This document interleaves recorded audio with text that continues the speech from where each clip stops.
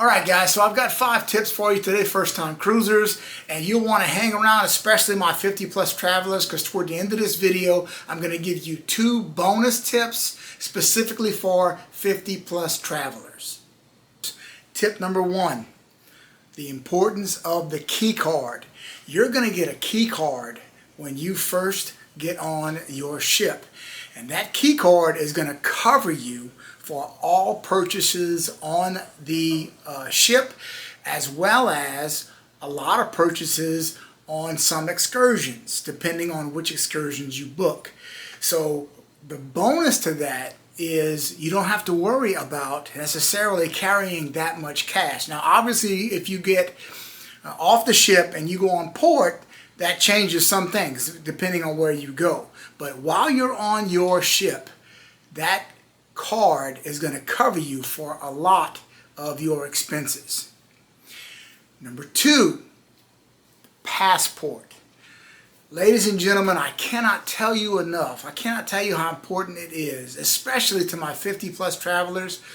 Yes, you can get away with a birth certificate, okay, but that passport is going to save you a lot of time, and it just makes everything a lot more efficient. God forbid if something happens and you have to be pulled off the ship and brought on off the port somewhere, they're really going to need that passport. So big tip, go ahead and take the time, spend the money, get yourself a passport before you go on your cruise. Number 3, drinks. First of all, know what your particular cruise, what their rules and regulations are for you to bring drinks onto the ship. What do they allow? What do they not allow? Many of them will allow you to bring certain types of sealed drinks, whether they be alcohol, wine, etc., onto the ship.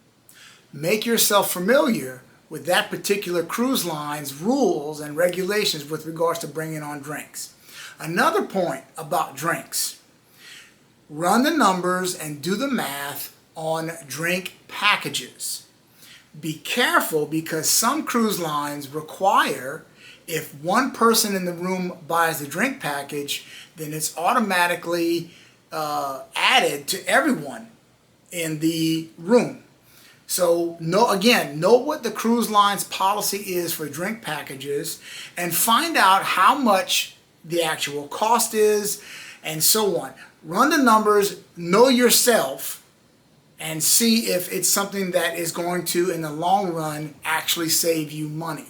Remember, they are not going to allow you to share any drinks with anyone. They've got cameras everywhere. The bartenders and all are trained to watch, and they will revoke your drink package if they catch you trying to share your drinks with another person on the cruise.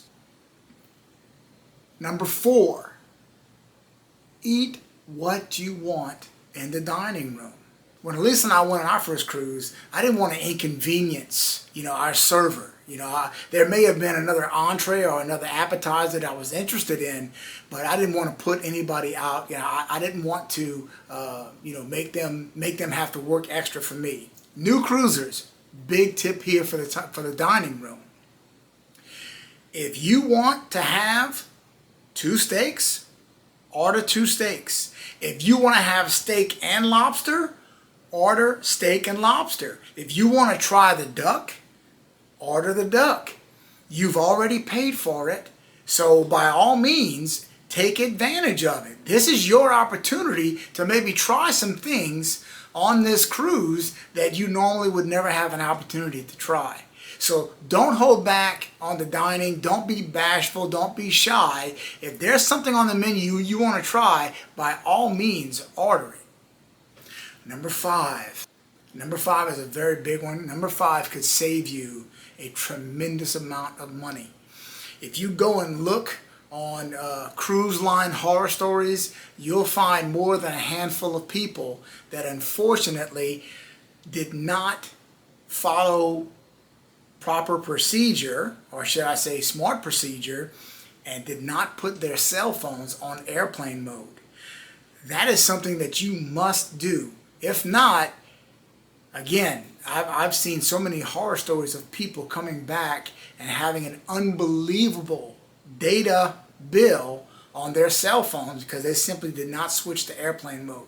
So big tip here, make sure you use that airplane mode before you, as soon as you get on the ship and before you actually depart. Okay, so first bonus tip for my 50 plus travelers: to avoid all the kids and to have more of an adult themed cruise. You want to schedule that cruise basically in the next couple of weeks. Okay, you want that cruise in maybe mid to late August. September and October is going to be your sweet spot, your window for maybe much less children on that cruise. Why? They're all in school.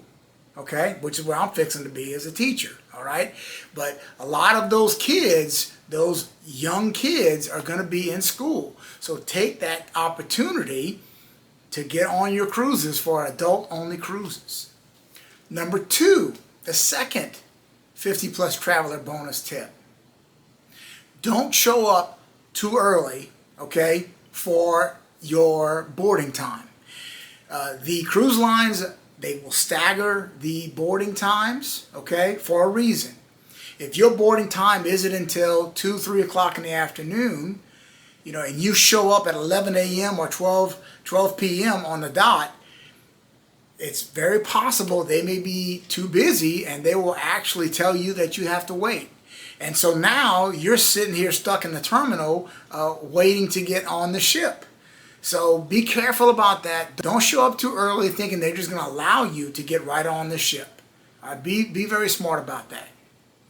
Thank you guys for watching. I appreciate it. I hope you have a wonderful day.